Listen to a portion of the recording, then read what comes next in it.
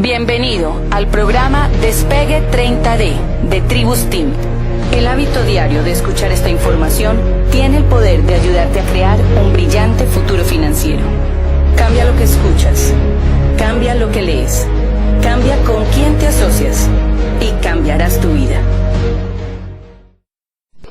La economía industrial, la economía que nos precedió, la economía que nosotros hemos vivido, la economía en la cual nos criamos y en la cual nuestros padres se levantaron, es una economía que no está enfocada en ayudar a los demás.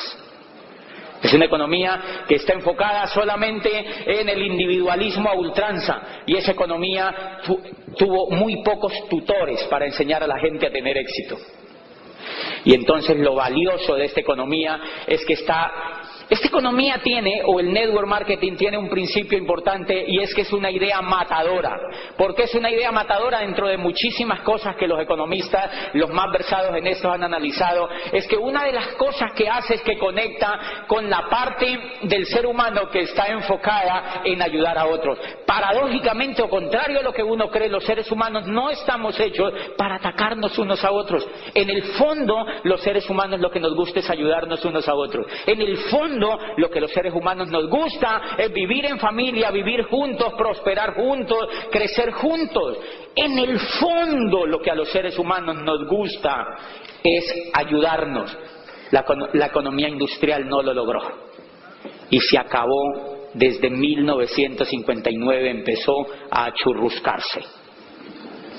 Empezó a decaer la economía industrial y nació la tercera economía, que es la economía de la información, la civilización de la información. Nosotros hacemos parte de la tercera civilización, de la civilización de la información. El negocio que tú tienes en las manos, por eso es incomprendido, por eso la mayoría de la gente no entra. Por eso la mayoría de la gente no lo lee de manera tan rápida, porque la mayoría de la gente está programada para vivir en la segunda civilización. Como la segunda civilización tardó tan poco, duró menos de 300 años. No duró 300 años. La primera civilización duró 10.000 años. 10.000 años, señores. La primera gran civilización, que fue la civilización agrícola, duró 10.000 años. Ya no hay sobrevivientes. Ninguno quedó vivo de esa civilización. 10.000 años duró y nació hacia finales del siglo XVIII la segunda gran civilización, gracias al auge de la filosofía, gracias al auge de todo el conocimiento que la Europa medieval extrajo de los griegos, gracias a la ruptura que hubo con el Renacimiento italiano, gracias a toda la importación de ideas que esa Italia renacentista del siglo XVI traía a través de la escuela de Toledo con Alfonso X el Sabio, cuando organizan una escuela de 40 sabios para traducir a los griegos que no se habían leído en Europa. Europa estaba oscura y no habían leído a Aristóteles. Europa no había leído a Sócrates a través de Platón. Europa no había visto la luz del pensamiento libre. Y entonces lo importan a través de Toledo, lo importan a través de España, van y traen ese conocimiento y se lo apropian en Italia básicamente, y ahí nace lo que llamamos el Renacimiento italiano, y aparecen los grandes pensadores, aparece Maquiavelo, aparece Miguel Ángel Buonarroti en la pintura, aparecen los grandes escultores como Tiziano, como Botticelli, como aparecen los más ilustres en el Renacimiento, y aparece la filosofía moderna, y entonces Descartes crea la duda metódica, y dice Galileo: la Tierra no es el centro del universo. ¿Se acuerdan? Miles de años la humanidad había creído que la Tierra era el centro del universo. Y un profesor de la Universidad de Pisa, que se llama Galileo Galilei, un hombre de una avanzada edad, encuentra el telescopio que un holandés llamado Hans Lippershey había inventado y lo perfecciona. y lo usa para ver las estrellas. Y dice, ¡wow! Aristóteles está equivocado. Ptolomeo está equivocado. Habían educado a la gente miles de años informándole que la Tierra era el centro del universo. Dice Galileo, no, la Tierra no es el centro del universo. ¿Qué creen que pensaba esa cultura en ese momento con esa idea? Que estaba loco, revolución total. Galileo fue expulsado inmediatamente de la Universidad de Pisa como profesor de matemática, porque nadie podía soportar que Galileo contradijera las ideas del maestro griego. Y lo botan de la Universidad de Pisa. Y el pobre Galileo, humillado y ya anciano, además de ñapa, es llamado ante el tribunal de la Inquisición y le dicen, la pena para lo que tú has hecho es quemarte en la pira romana, como se hizo con Giordano Bruno, que le cortaron la lengua vivo y lo exhibieron en una pira romana para que la gente tomara escarmiento, que pensar era prohibido, que cambiar era prohibido. Y Galileo dijo, ¡ay, qué susto! A mí me van a hacer lo mismo. Y le dijeron, la pena que está prevista para ti es la misma. Y entonces a Galileo lo llevan enfrente del tribunal y le dice, el inquisidor le dice, hay dos posibilidades. O tú te retractas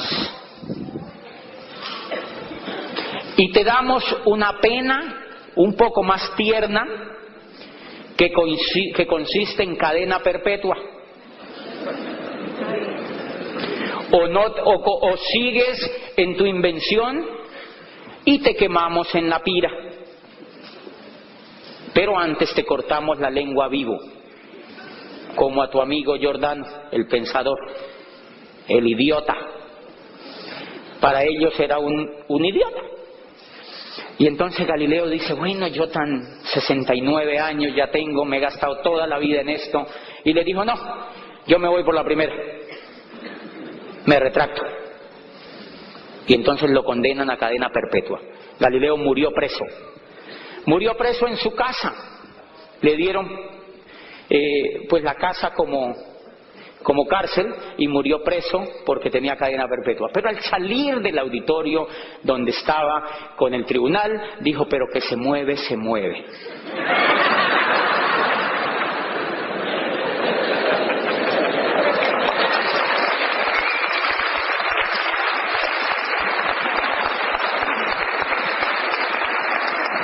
Galileo estaba sentando las bases de la astronomía moderna.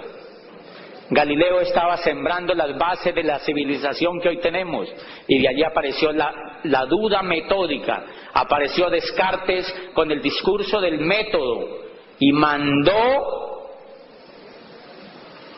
al traste con las teorías que habían hasta allí, y el mundo cambió. Y gracias a eso apareció la Revolución Francesa. Y gracias a eso aparecieron los derechos civiles de los seres humanos. Y gracias a eso ocurrió la primera democracia que se instaura en el mundo, los Estados Unidos de Norteamérica. La primera democracia. Ni siquiera los griegos antiguos habían propugnado por una democracia más abierta y más genuina que la que implantó el pueblo norteamericano con los fundadores. ¿Por qué? Porque alguien se atrevió a cambiar, porque alguien se atrevió a pensar. Estamos viviendo justamente, señores, estamos viviendo un momento crucial en la historia de la humanidad, y es que ustedes y yo nacimos por fortuna y para otros infortunadamente. Nacimos justamente cuando se parten las dos civilizaciones. Eso que yo les estoy hablando dio origen a la segunda civilización, a la era industrial. Nace la era industrial. Y empiezan a haber fábricas y empieza a haber el empleo como un modelo de donde se sustrae la economía de las personas y el modelo industrial. ¿Y quién exporta ese modelo? Los Estados Unidos de Norteamérica. Los Estados Unidos de Norteamérica traen las ideas de la libertad y con las ideas de la libertad funda lo que se llamó la era industrial y lo exporta al mundo. Pero esa era duró menos de 300 años. Frente a 10.000 que había durado la era de la primera civilización. ¿Mucho o poquito? Muy poquito. ¿Por qué no duró? Uno de los factores que se cree por los cuales no duró es porque atacaba los principios con los cuales los seres humanos estamos ansiosos de vivir, y era lo que les mencionaba en la primera parte. Los seres humanos queremos vivir juntos, los seres humanos queremos vivir en solidaridad, los seres humanos no queremos atacarnos, queremos vivir siempre ayudándonos unos a otros, contrario a lo que mucha gente cree. No hay cultura realmente que se ataquen entre sí. Lo que pasa es que el modelo económico de la era industrial no fue tan inteligente para los seres humanos. Y nacemos a la tercera civilización. Alvin Toffler, estaba leyendo alguna de las obras de Alvin Toffler que se llama La creación de la tercera civilización. Y la tercera civilización es la civilización de la información. Ya no es importante la tierra, ya no es importante el capital, ya no es importante las máquinas. Ya no es importante el dinero que la persona tenga. Ahora lo que es importante es lo que la persona sabe. Lo que es importante es la información que esa persona tiene. Ahora lo que es importante es el talento de las personas, los seres humanos. Y hay una cosa monstruosamente importante en este concepto. ¿Saben cuál es? Que las dos civilizaciones anteriores creían que los recursos eran agotables, escasos y limitados. Entonces a los economistas los formaron diciéndole que ellos eran las personas que se encargaban de medir una economía agotable, los administradores de los recursos escasos. Hay un amigo que estudia economía en este momento y yo le digo, hello. La economía como se concibió es una economía para estudiar una era que ya no existe. Miren lo grave. La era que estamos viviendo, la era que se está empotrando en el mundo, una era que está avanzando a pasos agigantados y que no empezó ahora, empezó en la década del 50. Lo que pasa es que nos dimos cuenta ahora nomás. Pero viene desde la época del 50 creciendo. Y esa era, una de las características es que el principal recurso ya no es la tierra ni es el capital, sino la información, el conocimiento. ¿Y saben qué? El conocimiento es inagotable. Inagotable, señores, el conocimiento es inagotable. O sea, que el economista que está formado para medir esa era ya es obsoleto en la tercera era. Por eso ustedes no han notado que los muchachos salen allá y dicen, yo era rector de una universidad y graduábamos estudiantes y estudiantes y estudiantes y les entregábamos el título. Yo les entregaba el título y les daba una palmada y les decía, vayan a ver qué consiguen. Los muchachos salen allá a la calle y vienen después y le dicen al papá, papi, ¿no hay nada? Y el papá, que tampoco está informado, le dice, siga buscando. Qué pena. Y ayer me encontré un muchacho que yo auspicié en Cali. Lo iba a auspiciar. Le conté este negocio en Cali. Yo lo llevaba a reuniones y lo llevaba a reuniones y lo llevaba a reuniones y le daba manivela a ver si veía el negocio. No lo vio. Y decía que sí, estaba emocionado, iba, pero yo lo veía en la carota que como que él sentía, que como que él piensa que me va a hacer un favor. Es raro, hay gente que cree eso. ¿Les ha pasado también aquí lo mismo? A uno le provoca asesinarlos. Uno les ve en la cara que como que ellos creen que le están haciendo un favor a uno. Y entonces, bueno, él le iba y daba y no entraba. Si yo me conseguí otro, apliqué la ley en este negocio. Búsquese otro. Y me conseguí otro. Me olvidé, me lo encontré anoche aquí en la Florida. tuvo que venirse a los Estados Unidos para que lo metieran a Amway. Se vino a los Estados Unidos y claro, está feliz. Dijo, ya entendí. Yo dije, interesante. Qué bonito que haya entendido. ¿Qué pasa? Bueno, primera cosa, estamos cambiando. Tenemos una época de cambios. Los cambios que se están dando en la economía, tú y yo no los podemos decidir. No están en manos tuyas ni mías lo que pasa. ¿Por qué? Porque toda la humanidad se basa en tendencias. Siempre las tendencias son las que marcan el paso de la economía. ¿Están de acuerdo? Son las tendencias, son tendencias. El mundo vive con tendencias y esto no es de ahora. Toda la historia de la humanidad, las civilizaciones han vivido en tendencias y momentos. Señores, espectacular lo que tenemos en las manos. El negocio que ustedes y yo tenemos es un auténtico negocio de la economía de la tercera civilización. ¡Guau! Es un auténtico negocio de la tercera civilización. Y no lo digo yo, lo dice una de las personas que yo más respeto en el mundo de esta industria, que habla sobre esa industria y que es de los hombres más respetados en el mundo de las finanzas y de todos estos temas. Se llama Robert Kiyosaki. Dice Robert Kiyosaki en un libro que me impactó. Cuando yo leí eso, dice, el mundo ya ha asimilado la idea de que terminó la era industrial y que entramos oficialmente a la era de la información. Dice, los negocios como General Motors y Ford Motor Company pertenecieron a la era industrial. Dice, las franquicias como McDonald's fueron la frontera entre la era industrial y la era de la información. Dice, pero el network marketing, los mercados en redes, son un genuino negocio de la era de la información porque operan sin empleados, sin terrenos ni fábricas, sino con información.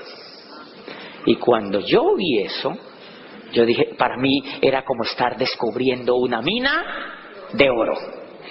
Estaba descubriendo una mina de oro porque estaba recibiendo información importante. Y después voy a un libro que se llama Los Nuevos Profesionales, el surgimiento del network marketing como la próxima profesión de relevancia.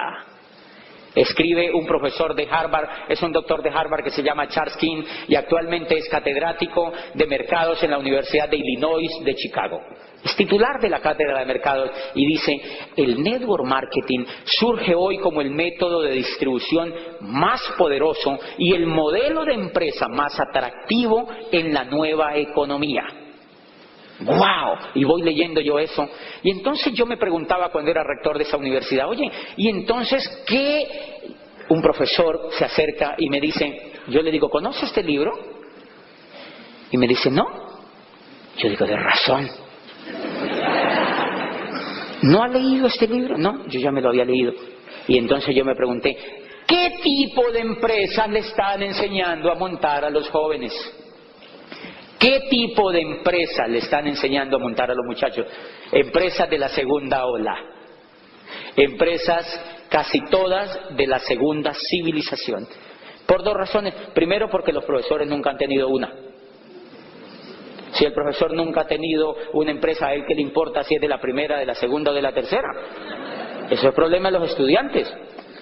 Y entonces yo veía ahí una gran falencia y yo empecé a descubrir que ahí había un tesoro. Una de las características importantes de este negocio es esa. Primero, que está enfocada, ubicada en la tercera civilización, que es un modelo de negocio como una idea matadora. ¿Qué es una idea matadora? Una idea matadora es una idea que es tan y tan fundamentada en la cultura, en lo humano y en lo económico, que es difícil de rebatir. ¿Ustedes han visto el palo que le han dado a esta industria? Sí, a esta industria la han atacado desde que nació. Y cada vez es más grande, y cada vez es más grande, y cada vez es más grande. ¿Por qué? Porque es una idea matadora. Ninguno de la degeneración de Galileo vivía ya cuando la educación acepta que la Tierra no era el centro del universo. Entonces yo le digo a la gente, no se preocupen porque no les enseñen eso en las universidades, porque no lo van a encontrar. No lo van a encontrar, dice este profesor de Harvard. Apenas en algunas universidades norteamericanas se están colocando algunas cátedras para enseñar eso. Pero bien, dos características importantes que nos van a enseñar o que tiene esta industria. La primera, la base esencial de esta industria, como no es el capital, la tierra, ni las maquinarias, ni las materias primas, el gran capital es la información. ¿Quién contiene la información? El coco.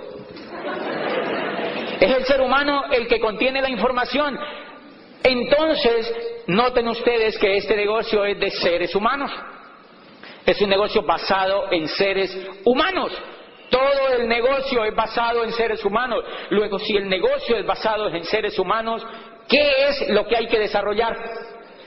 Seres humanos. Lo que hay que desarrollar son seres humanos.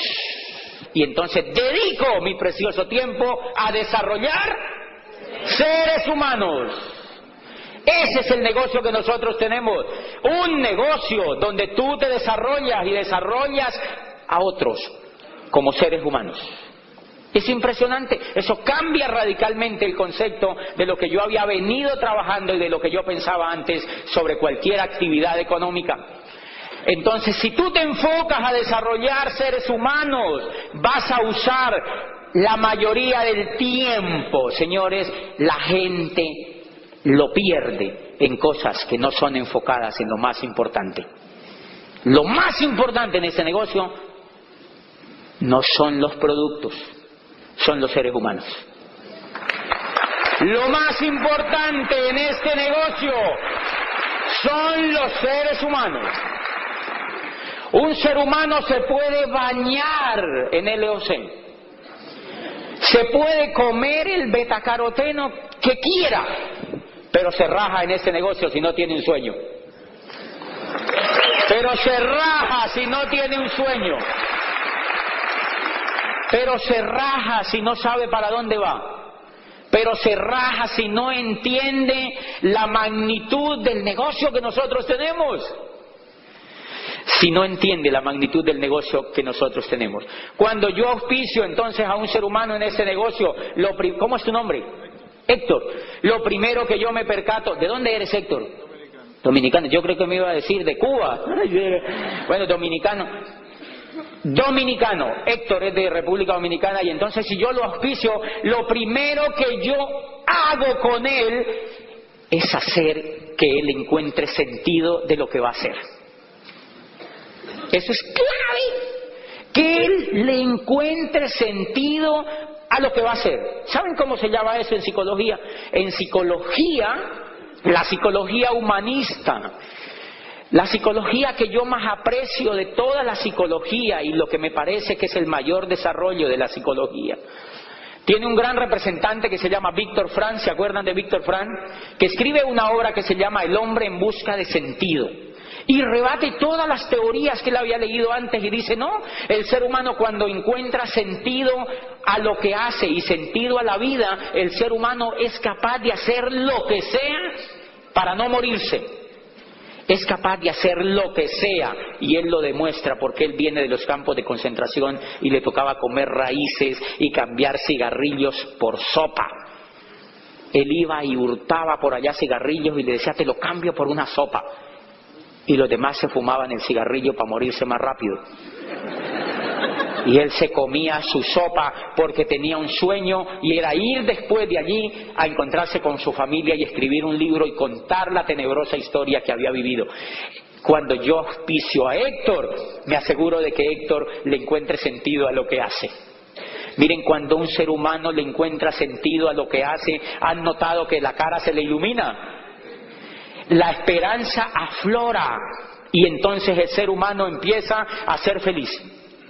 Señores, la enfermedad de la era industrial, la grave enfermedad en general de la era industrial, es que la mayoría de la gente trabaja sin sentido. Sin sentido. ¿Tú por qué trabajas? Ay, yo ni sé. No, pues para vivir. Porque ¿cómo pago el arriendo? ¿Cómo? Porque tengo deuda, dice la gente. ¿Ah, sí? ¿Y para eso vives? Increíble, sin sentido. Y entonces esa gente, pues normalmente tú no la ves así alegre, sino un poco carecaballo. O sea, así como seriota, ¿no? ¿Por qué? Porque le falta sentido. Les quiero contar que yo llevaba 8 años, ahora en la historia se van a dar cuenta, 8 años trabajando en una universidad. Yo no sabía para dónde iba. Pero como tenía tantas deudas, yo no me podía salir de allí. Y entonces, la vida empezó a carecer de sentido. Cuando yo encuentro este negocio y vi lo que yo podía construir, volvió el sentido a mi vida y la cara se me iluminó. Y la secretaria me decía, doctor, ¿usted por qué está tan contento? Y yo le decía, yo ni sé. Yo sí sabía para dónde iba en la vida. A partir de que yo encontré este negocio me di cuenta para dónde iba en la vida. Primero, si yo encuentro a Héctor, entonces le ayudo a que él encuentre un sentido. El primer sentido que yo le ayudo a descubrir a una persona en mi grupo es que él entienda que va a construir una organización. ¡Guau! ¿Ustedes saben lo que eso significa? Va a construir una organización. Y la va a construir con conocimiento. No con el dinero de él. No con maquinaria de él y con préstamos en bancos. No, la va a construir con conocimiento, que le da un equipo y con su capacidad que él la tiene por dentro. No necesita más. Y entonces le enseño y le muestro que lo que él va a construir es una organización.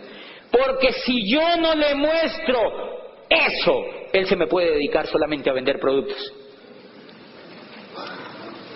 Yo le tengo que mostrar a él que lo que va a construir es una organización. ¿Una organización de qué? De seres humanos. La persona que tiene sentido de lo que hace no se raja. Nosotros hacemos un seminario en una universidad ahí en Colombia que se llama la Universidad Javeriana, una universidad importante en el sur de Cali. Yo auspicio un muchacho a quien no le había yo logrado todavía descubrir el sentido de lo que hacía, iba a su primer seminario. Y resulta que en ese seminario yo tengo un grupo que trabaja en una orquesta. Y entonces había ido uno de los muchachos de la orquesta con un trombón. Y entonces cuando llegó el momento de los reconocimientos, la alegría y tal y no sé qué, entonces apenas salía alguien al reconocimiento, decía el muchacho del trombón, hacía cuac, cuac. Bueno, yo normal. Cuando terminó el seminario el otro día lo llamé y le dije, oye, ¿cómo te fue en el seminario? Y me dijo, no, regular. Y yo, ¿y por qué? Yo había salido enardecido del seminario. Me dijo, no, regular. ¿Cómo se llevan a un tipo con un trombón en semejante evento? Tremendo auditorio. ¿Y cómo se llevan a un tipo con un trombón? Ese señor dañó todo. Decía, se rajó. Sigue siendo amigo mío, yo le escribí por el chat, estaba ahí pegado al chat, yo le dije, hoy hay seminario en la universidad y me aseguré de que no lleven trombón.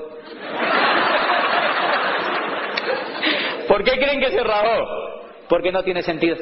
¿Se da cuenta? El que no tiene sentido, hay señoras que se han rajado en ese negocio porque las pisaron.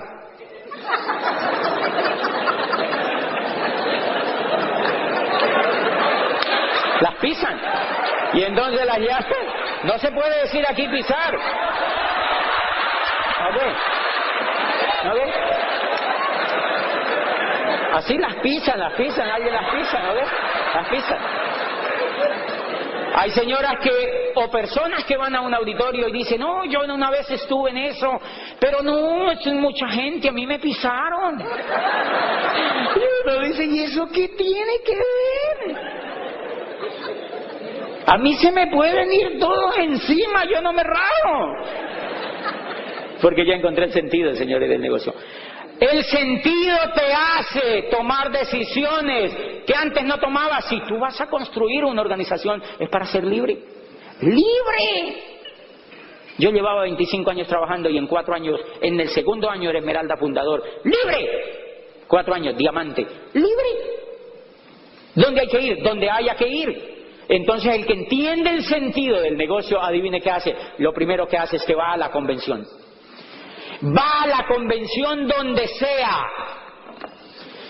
Yo inicié el negocio en Popayán, sur de Colombia, a 14 horas en guagua o en bus, allá le llamamos bus, que es el aparato ese largo que tiene puesto. Allí.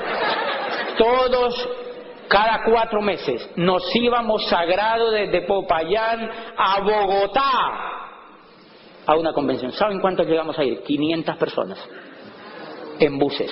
Cuando los buses, en mi país es un país muy quebrado y hay ríos, y los buses les encanta tirarse a los ríos.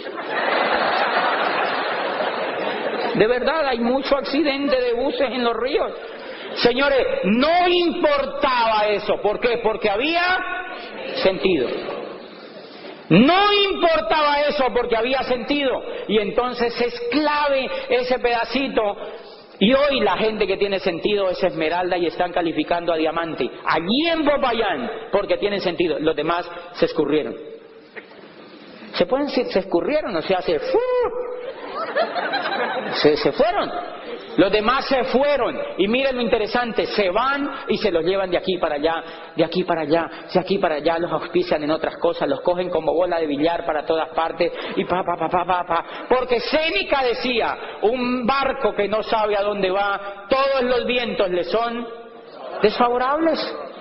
Si el barco no sabe a dónde va, todos los vientos le son desfavorables. Señores, que de este seminario, ojalá usted se siente, si es nuevo, mire, si es nuevecitico, dígale a su diamante, búsquese de donde lo encuentre en el grupo y captúrelo un ratico. Cáigale donde esté y dígale, yo quiero que usted me explique cómo llego a diamante. Porque ese man que vino dijo que estaba en mis manos.